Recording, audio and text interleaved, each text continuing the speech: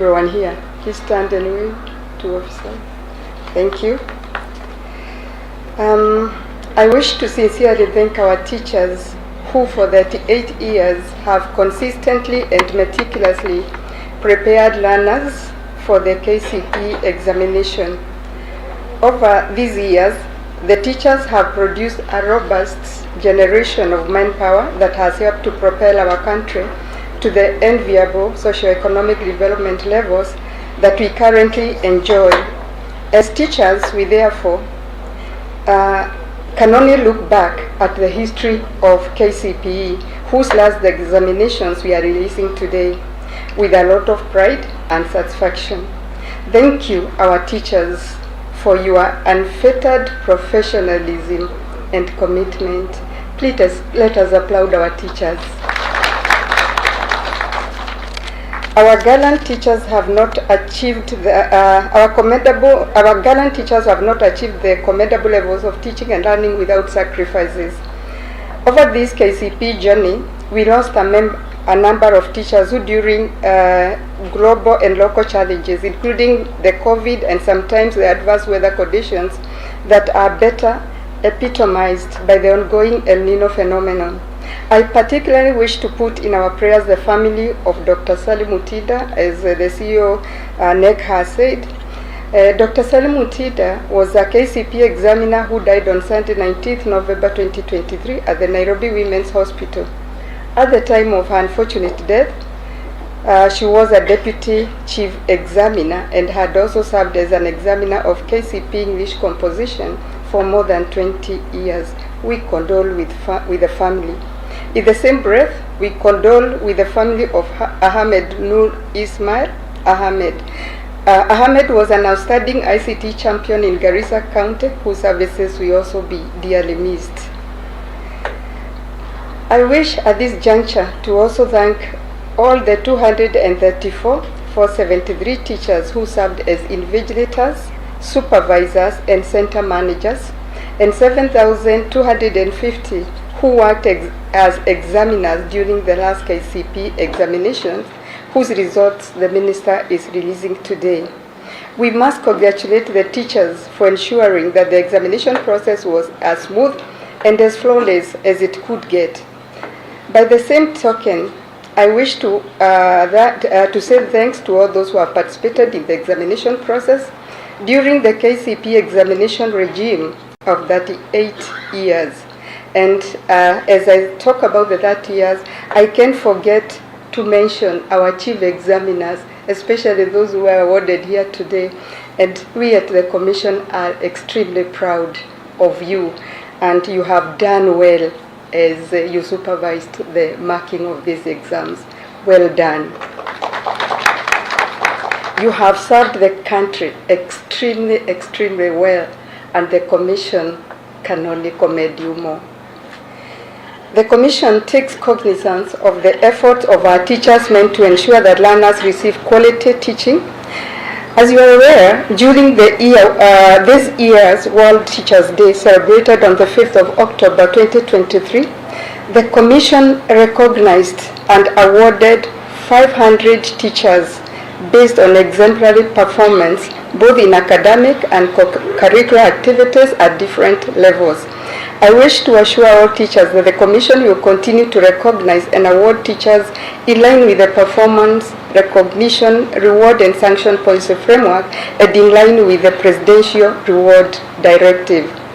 Additionally, we will award, Minister, these 3 long-serving examiners of the KCPE who have served in the marking of examinations for more than 30 years. Please clap for them. As I finish, I now wish to usher in all our teachers to the new curriculum-based assessments and encourage all of us to acquaint ourselves with the new way of doing things under CBC. As a Commission, we are committed to work with all other stakeholders to ensure that all our teachers are well retooled to effectively deliver CBC. And I won't also forget to congratulate our county directors in absentia in Vihiga and Taita Taveta, whom I'm informed by NEC did extremely well during the registration certificate. They registered all the students, there were no hiccups, and we shall also be recognizing them. We applaud them. With these remarks, I now wish our KCPE 2023 graduates success as they prepare to join Form 1 next year. I also wish all our stakeholders and the candidates a happy festive season. Thank you and God bless you for listening to me. I now take this chance to invite PS Belio. Welcome.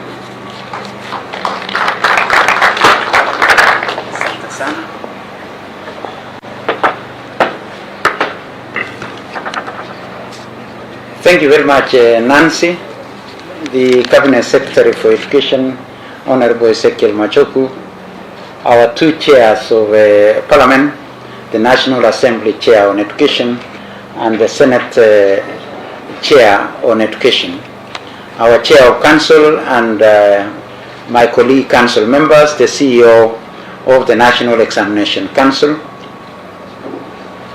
the CEO Teacher Service Commission, and the other CEOs. I would want to request our other CEOs from our other institutions in the Ministry of Education to stand and wave. Asanteni sana, thank you.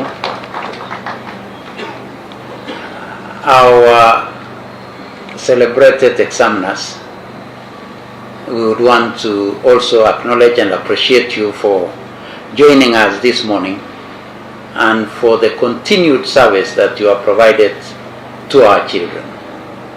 We shall not be able to, I know your boss, the CEO, Teacher Service Commission, has appreciated and say that we shall honor you for the work that you've done. And the word is honor, because we can't really compensate you for what you've done. We can only honor you for the service that you have provided to humanity and our children. Our representative of the multi-agency team, I know we have Obora from Interior, who is representing my colleague PS for Interior. We have Etienne from the National Police Service, who has been coordinating our security teams. We say thank you very much. My colleagues from the Ministry of Education, the directors led by the Director General, maybe we can all be upstanding, including our directors from the field, Asanteni sana. I would want to thereafter write on the protocols that have already been done so that I don't take a lot of time. Today is a special day for all of us. We are celebrating more than 38 years of service of our Kenyan people, whom we have taken through this particular 844 education system. I'm saying taken through because as a teacher, I'm part of that exercise in a different life, and part of this exercise in my current life. So we celebrate ourselves as teachers. I'm not sure whether, but that's one of our teachers also. And celebrating with us for the job that we have done. But once again, my colleague teachers who have been in this journey, I want to say you are a special cohort of human beings.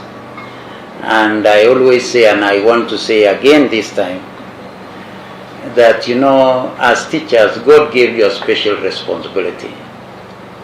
God gave you the responsibility of co-creating human beings.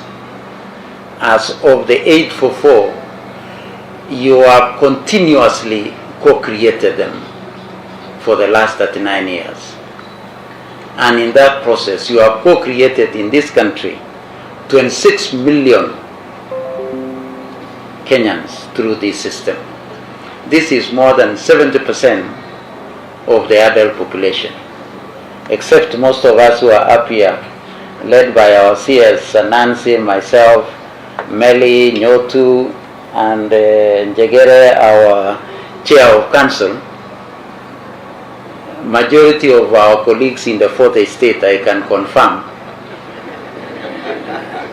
are among the 26 million. We may be among the few who are not there. But once again, our colleague teachers, thank you very much. We can only say thank you. So once again, as already mentioned by the CEO Teacher Service Commission, it's only two months since we were here to commission the examination period and the examination process. And today we are here with our Cabinet Secretary to commission this team of our examination that we've done. We are opening our schools on the 8th of January for the new year, meaning that we are back to our normal calendar of events after COVID. I would want to thank again our teachers for the much that you have put in. There were times we were running 4 terms in a calendar year. Last year we even did so many examinations in the same year. We say thank you for your good work and for the work that you did. I want to thank my colleagues, PS Raymond Omolo of Interior, PS Engineer Tanui of ICT, PS Professor Kisiangani of Communication, and all the teams that were there, the CA, the Communication Authority, our cybercrime team, for this work that they have done this year. We say thank you very much. We've run a good journey this year. For those of us from the County of Champions, when you run a natural race and win, the same way Kipchoge ran 1.59, this is just like running sub 2 hours in a marathon and running it clean.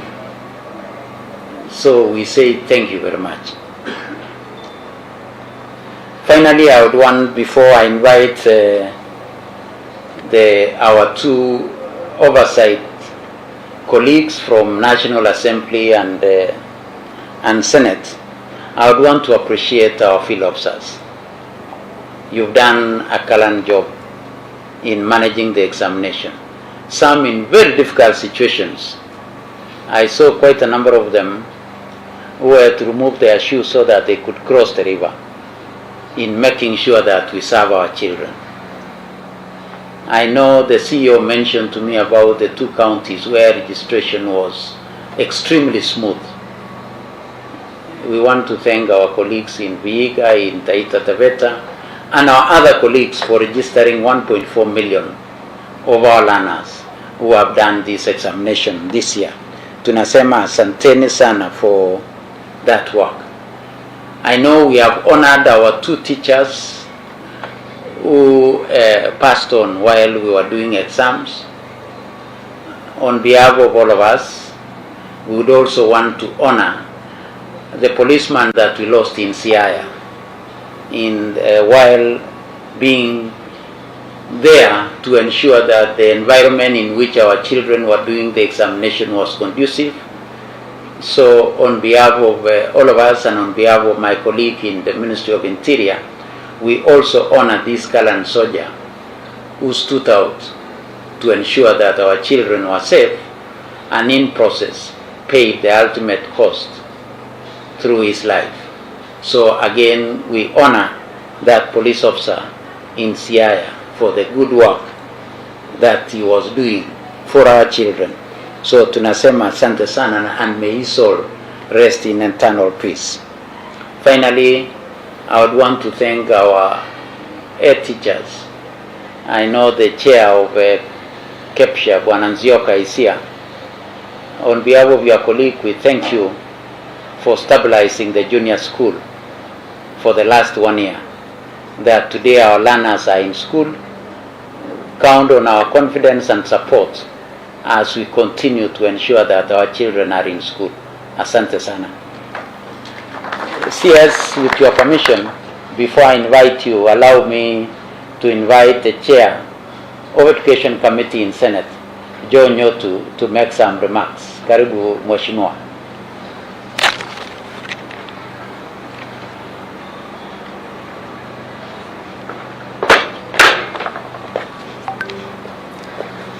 Thank you, Honorable PS, the CS Minister of Education, Ezekiel Machogu, the PS Basic, Bello Kipsang, Batari, the CEO TSA, Nancy Macharia, the Chair, NEC, Professor Nyabundi, the CEO, Dr. Jengere, and all protocols observed. Good morning.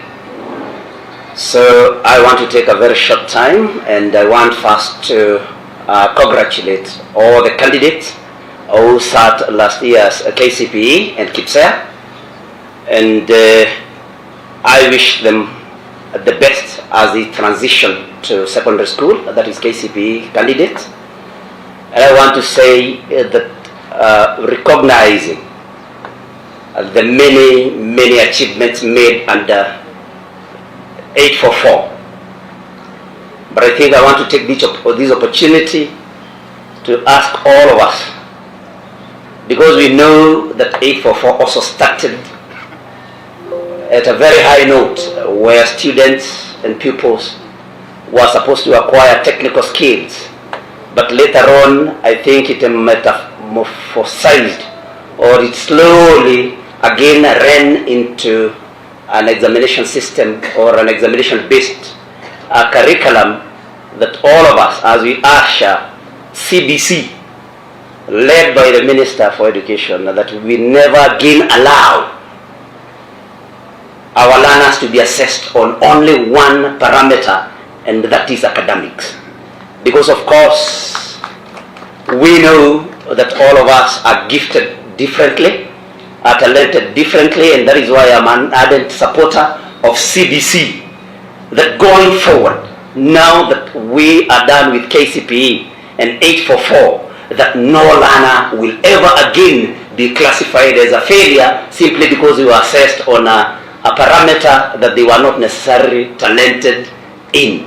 And so it's incumbent again on all of us, led by our able CS, to see to it that we do not drift into an examination system once again. And so I do not want to take much time. I thank everyone.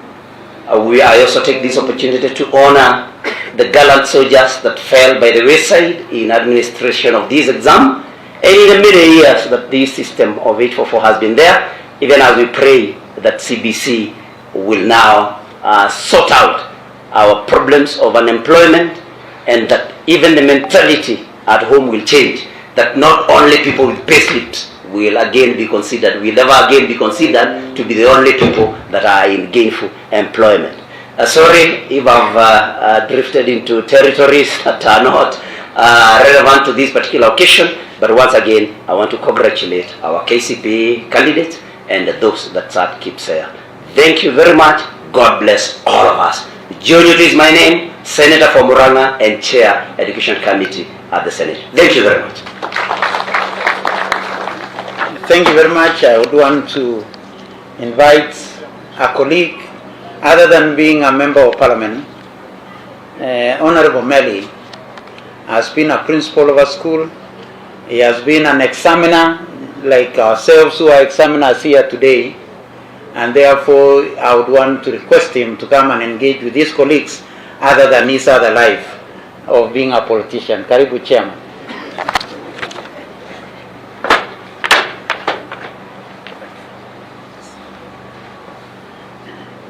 Our Cabinet Secretary, Honorable Ezekiel Machogu, PS Bello Kipsang, CEO, Teacher Service Commission, my colleague, John Nyotu, Chair of the Examination Council, and the CEO and the Council members, officers from the Ministry of Education, colleague examiners and teachers, good morning. Yes, first of all, let me congratulate you, the examiners, the CS, and the Examination Council fraternity for having had a successful examination process. I know this is the climax. This is the time when every parent is expecting to see the score of his or her child. This has taken an effort of all of us. It has taken the effort of the administrators. It has taken the effort of the teacher. It has taken the effort of the examiner. And all this is as a result of a very good process that we in the National Assembly, my colleague, actually always aspire to oversight and have a very good examination process. Waziri, as you know, members of the National Assembly and the Senate have actually been making sure that the examination process in this country is above board. It has integrity, it has the quality, it has the standards that meets the international standards that Kenya is part of the community of nations. So I really want to thank the examiners who have actually done a good job, and more specifically, the Examination Council.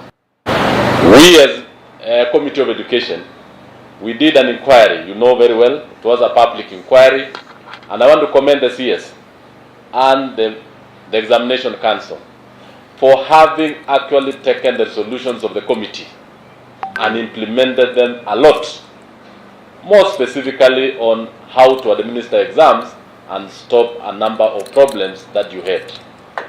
The committee went ahead again with the assistance of the government to ensure that we had the monies that was required to make sure that the examiners are paid on time. And I want to commend the CS and the government for that. But the big issue now is, as we exit the KCPE, as KCPE comes in, KCPE is as a result of competency-based curriculum. When we were in the old examination system, many of our colleagues used to look down on the 844. But it has come of age to be one of the best examination, one of the best educational curriculums we had. As the KCPE and CBC comes in, I want to ask Kenyans, I want to ask parents, I want to ask the leaders, we embrace it. It has a number of keeping issues. It has a number of small issues, which I know the Presidential Working Party addressed them. You, the CS, with your capabilities, you are addressing them. You, the officers in the field, you are addressing them. Let us embrace it. It is going to make sure that the talent of the child, the talent of the individual is key, not only academics, as Honorable Newt has put it. So, thank you so much. I want to wish the candidates well. I want to wish the examiners. These are the gallant soldiers who have done a good job. And what you've done, those who have been awarded and those who are honored, you've done a good job for this country and for this nation. God bless you. Asanteni sana.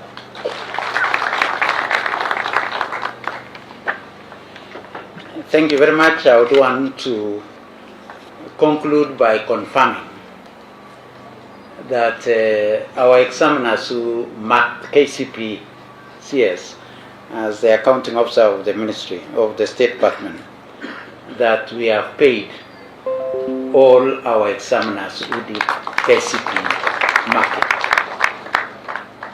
We also want to assure my colleagues in the KCSE that we shall ensure that they are paid within the time that is required of us to pay. The other assurance is that we are working already with our colleagues at the at the National Treasury, so that we can be able to fast track payments of capitation in our first term. We are already working with our colleagues at the National Treasury. The process has already started, so that we can ensure that as we open school in January, that we shall ensure that our schools will run smoothly. I would want to congratulate our young ones who did KCPE, this last cohort of KCPE, for the good work and the results that they will be receiving after the CS releases them. You have realized that I don't want to mention anything about this year's results, because you know, mimi ni mtu ya mkono of my boss, the CS. So mine ends there. It's now my distinct duty to invite the Cabinet Secretary to make his comments and release this year's examination. Karibu Waziri.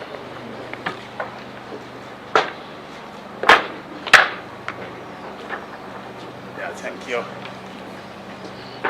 Yeah, thank you very much, PS.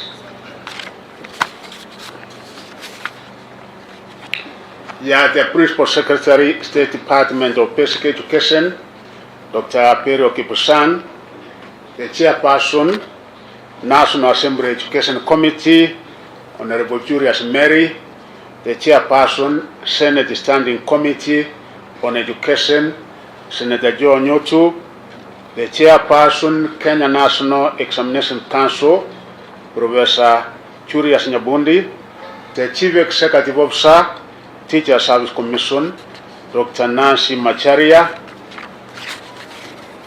the Chief Executive Officer, Kenya National Examination Council, and also the other CEOs of various state organizations who are here, Madam from Internal Security, who has been with us during the entire period of this exam, the Chairman, KEPSA, Mr. Nsyoka, who is here, senior officials of the Ministry of Education, representatives of the unions and associations, NEC staff, and the members of the media. Ladies and gentlemen, good morning. Good morning once again.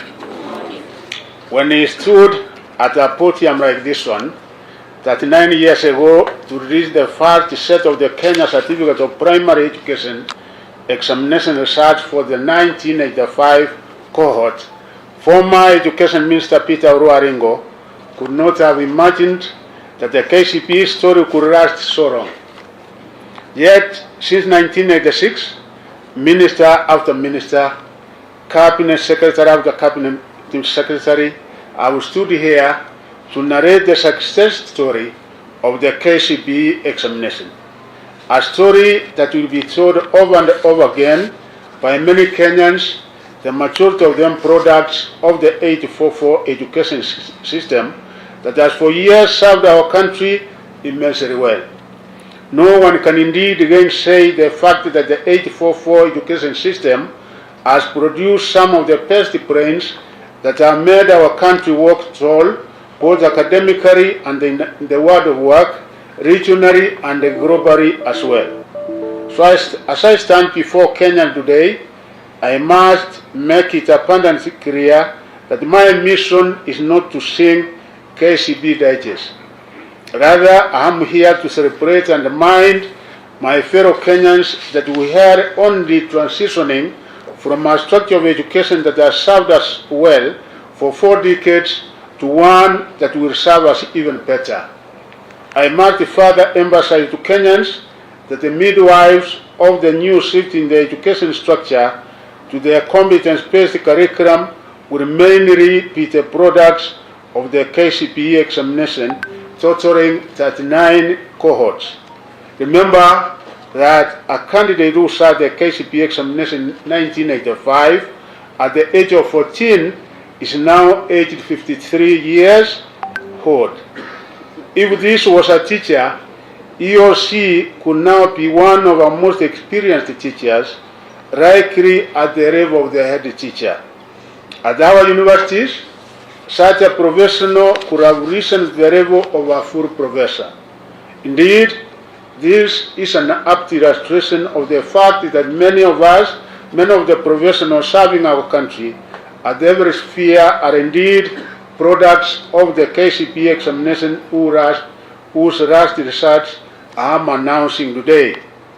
So like with Aringo, who released the first KCPE examination results, I also feel privileged to be the one at the apex of the transition point from the KCPE examination to the Kenya Primary School Examination Assessment, which has been conducted in 2023 for only the second year. This story of the end of KCPE will not be complete, therefore, if I do not individually mention some of the special groups of people that have been part of the successes, highs and lows of the examinations that have already sparked wide celebrations in many parts of the country, celebrations that we are all but bringing to an end this year. The 4 presidents of Kenya, whose governments steered the implementation of the KCPE examinations and equipped schools successfully to ensure quality products came out of our Standard 8 national examinations. 2. His Excellency President William Samoei Ruto for appointing the Presidential Working Party on Education Reforms, whose report has provided a crystal clear roadmap that will guide the transition from 844 to the CPC. Our indefatigable primary school teachers, both in private and public schools, who have year after year prepared our candidates for the KCPE examinations. 4. Field officers from both the Ministry of Education and the Teacher Service Commission, who have combed every part of the country for 38 years, checking that the runners are taught well and that quality is upheld. 5. Security agencies from the Ministry of Interior and the National Administration and the Ministry of ICT, who annually work to ensure security of the KCPE examination. 6. Parents who toiled and moiled to support the implementation of the primary school system and the 844, even when there were concerns of resource constraints. 7. Development partners who committed their resources to support our country in implementing their school system. The list of all those that I wish to acknowledge for their role in the success of the 844 system in the primary school level is endless. Allow me to therefore thank everyone who in one way or the other was instrumental in the success of our school system. I welcome you to extend your generous support also to the implementation of the CPC system. Allow me to register my appreciation to His Excellency President Dr. William Ruto for leading the agenda of education in the country and for instructing me to coordinate his work at the sector level. Education embarks on each household at individual levels. It is the backbone of any country's socio-economic well-being. Our President has made all efforts to ensure that the quality of education is upheld through various initiatives instituted under his leadership. I also wish to recognize with appreciation the support accorded to the Ministry of Education by my counterparts in other government ministries, departments and agencies during the field administration of the KCPE and the ongoing KCSE examinations. This multi-agency collaboration is guided by my colleagues, Professor Kiture Kindiki and Engineer Elio Dowaro from the Ministry of Interior, and the coordination of national government and IT and digital economy cannot go unnoticed. I am proud that our country managed to deliver the KCPE examination in the face of the Nino challenges. In some cases, it was difficult to access some of our examination centers that were cut off by the floods. Delivery of examination material to some of the 576 distribution centers countrywide was affected by the heavy rains. This necessitated use of air transport in order to ensure that all candidates successfully sat their examinations.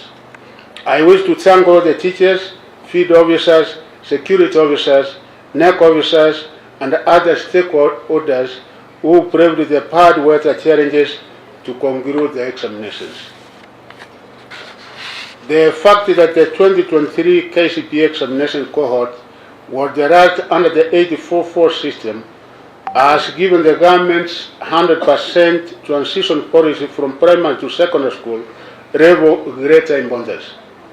We are all aware that any candidate who could fail to transition to Form 1 will not have an opportunity to repeat a class, as was the case in the past, owing the end of the KCPE examination.